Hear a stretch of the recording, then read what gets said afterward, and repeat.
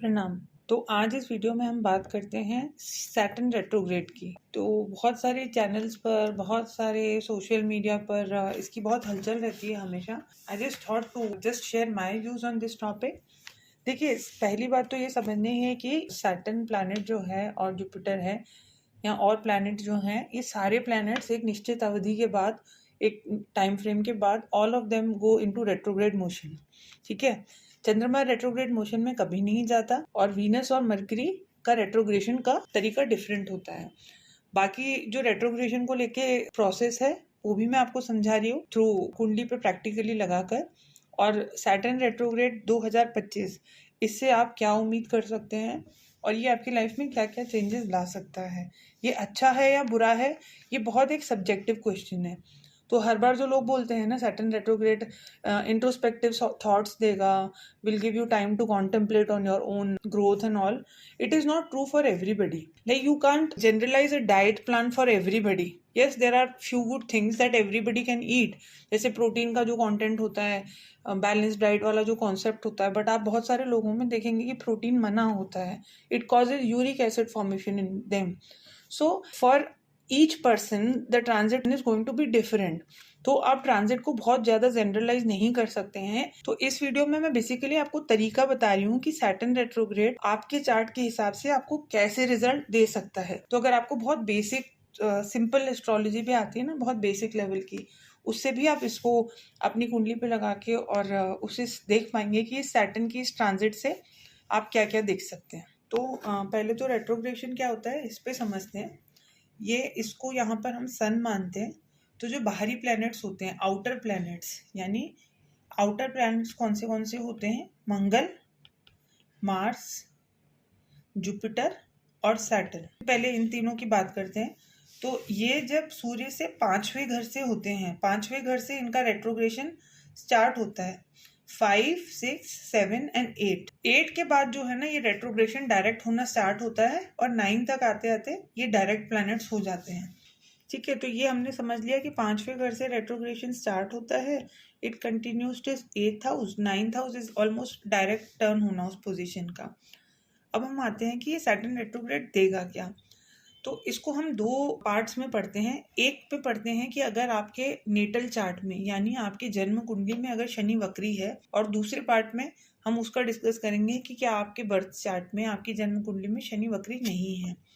तो सैटर्न जब ब्रैकेट में लिखा हो या सर्कल में लिखा हो या आर लिखा हो उसके आगे, तो माने आपके जन्म कुंडली में शनि जो है रेट्रोग्रेड है या वक्री है। किसी भी घर में बैठे हो, अगर उन पे ब्रैकेट लगा हुआ है, अगर सर्कल है या छोटा सा आर लिखा हो, तो माने सैटर्न रेट्रोग्रेड है आपके जन्म कुंडली में। तो ये ट्रांजिट आपके लिए यूजफुल है। और इस ट्रांजिट से जो शनि का जो ये 138 डेज का रेट्रोग्रेशन का ट्रांजिट है, ये आपको इवेंट्स, अच्छे बुरे नहीं कह रही, इवेंटफुल रहेगा। अच्छे बुरे देखने के लिए आपकी दशा से उसका रिलेशन देखना जरूरी है, पर समझने की बात है कि आप देखिए, let's take a chart of Tula lagna, Libra ascendant का चार्ट लेते हैं, जहां पर जो शनि है ना, ये 4th और 5th लॉर्ड शनि बनते हैं, 4th Lord plus 5th Lord. इसमें अगर इस जातक के चार्ट में शनि रेट्रोग्रेड ऑलरेडी है, कुंडली में अगर शनि रेट्रोग्रेड है, तो ये एक्सपेक्ट कर सकते हैं अगर इनका 4th हाउस रिलेटेड या 5th हाउस रिलेटेड कोई काम था तो इस शनि रेट्रोग्रेड पीरियड में हो जाए। जैसे उनको प्रॉपर्टी में मूव करना था, गृह प्रवेश करना था, या प्रॉपर्टी लेनी थी, या व्हीकल रिलेटेड कोई चीज थी, या 4th house and 5th house combinedly give education also. तो अगर ऐसे कोई काम रुक रहा है तो वो सैटर्न रेट्रोग्रेड में चालू हो जाएगा। अगर बर्थ चार्ट में भी शनि रेट्रो है तब, वर्सेस जिस भी हाउस की लॉर्डशिप शनि आपके चार्ट में लेके बैठे हैं। जैसे अगर मैं जेमिनाई लग्न का चार्ट लूँ तो यहाँ पे 10 और 11 में शनि की राशि आती है। तो जेमिनाई लग्न में कहीं पे भी शनि बैठा हो, पर अगर वो वक्री है नेटल चार्ट में, तो ये टाइम जो है ना उस हाउस रिलेटेड एक्टिविटीज को कंप्लीट करने के लिए अच्छा है।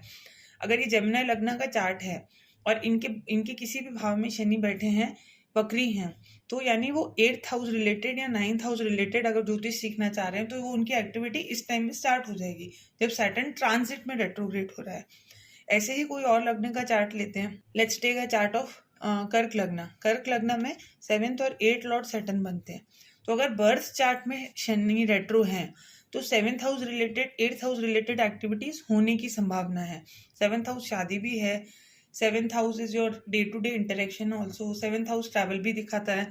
तो ऐसे कोई काम जो आपके 7th और 8th हाउस रिलेटेड हैं और बर्थ चार्ट में ऑलरेडी सैटर्न रेट्रोग्रेड है, तो वो काम फ्रुक्टिफाई होगा, यानी वो काम स्टार्ट हो जाएगा या होने की, कंप्लीट होने की भी संभावना है। वर्सेस सेकंड पार्ट में जैसे मैंने कहा, अगर आपके बर्थ चार्ट में जो शनि बैठे हैं वो डायरेक्ट हैं, वो रेट्रोग्रेड नहीं है, तो फिर ये सैटर्न रेट्रोग्रेड का टाइम आपको उसी हाउस से काम में ऑब्स्ट्रक्शंस देगा।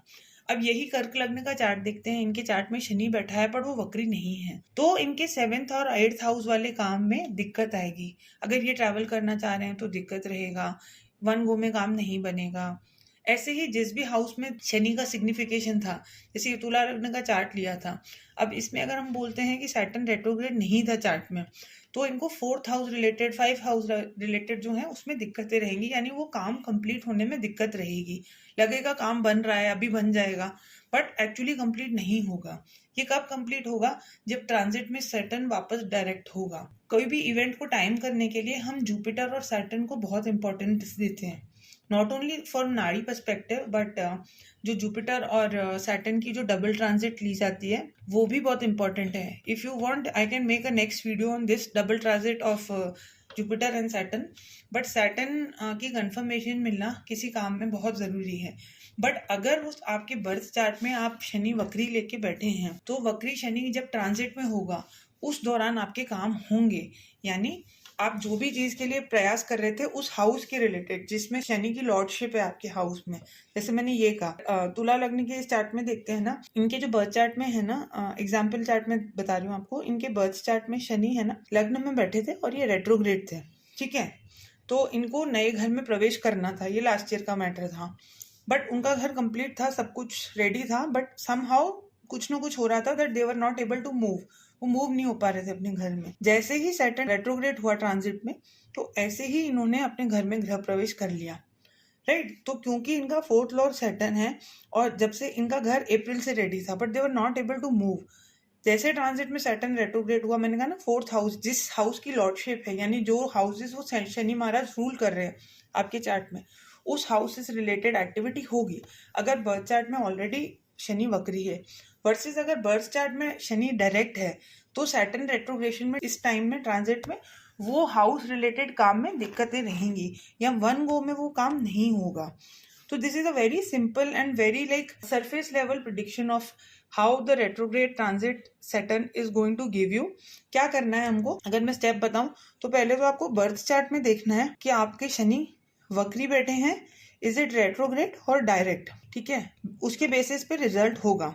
फिर आपको देखनी है कि वो हाउसेस कौन से रूल कर रहे हैं, उस हाउस रिलेटेड क्या आप कोई एक्टिविटी का उम्मीद कर रहे हैं, कोई इवेंट है, जैसे अगर 10th लॉर्ड है अगर शनि और आप जॉब की वेट कर रहे हैं, 6th लॉर्ड है शनि, आप जॉब की काम की लेकर कोई चीज़ में आपका काम पेंडिंग है और आपके बर्थ चार्ट में अगर शनि वक्री है, तो ये जो आने वाला टाइम है जिसमें शनि महाराज वक्री होने हैं, ये आपके लिए अच्छा रहेगा, जॉब मिलने की संभावना रहेगी, प्रमोशन या जो भी जॉब रिलेटेड इवेंट था पेंडिंग था वो होने की संभावना है। वर्सेस अगर आपका शनि डायरेक्ट है चार्ट में, तो ये उस काम में उस हाउसेस जो सैटर्न आपके हाउसेस आपके बर्थ कुंडली में यानी आपके जन्म कुंडली में जो हाउसेस शनि के हैं जहाँ पे भी 10 और 11 लिखा है, उन हाउसेस रिलेटेड आपको काम में थोड़ी सी दिक्कतें आएंगी। तो इसे देखिए, ऑब्जर्व करिए, share your feedback in the comments and subscribe to my channel. Thank you so much.